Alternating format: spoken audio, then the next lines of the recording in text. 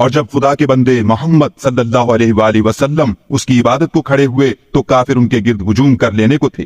کہہ دو کہ میں تو اپنے پروردگار ہی کی عبادت کرتا ہوں اور کسی کو اس کا شریک نہیں بناتا۔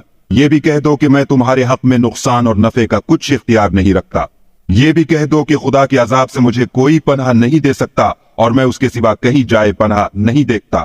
ہاں، خدا کی طرف سے احکام کا اور اس کے پیغاموں کا پہنچا دینا ہی میرے ذمے ہے، اور جو شخص خدا اور اس کے پیغمبر کی نافرمانی کرے گا تو ایسوں کے لیے جہنم کی آگ ہے، ہمیشہ ہمیشہ اس میں رہیں گے، یہاں تک کہ جب یہ لوگ وہ دن دیکھ لیں گے جس کا ان سے وعدہ کیا جاتا ہے، تب ان کو معلوم ہو جائے گا کہ مددگار کس کے کمزور اور شمار کن کا تھوڑا ہے۔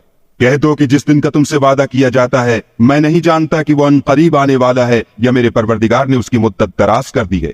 وہی غیب کی بات جاننے والا ہے اور کسی پر اپنے غیب کو ظاہر نہیں کرتا۔ ہاں، جس پیغمبر کو پسند فرمائے تو اس کو غیب کی باتیں بتا دیتا اور اس کے آگے اور پیچھے نگہبان مقرر کر دیتا ہے، تاکہ معلوم فرمائے کہ انہوں نے اپنے پروردگار کے پیغام پہنچا دیے۔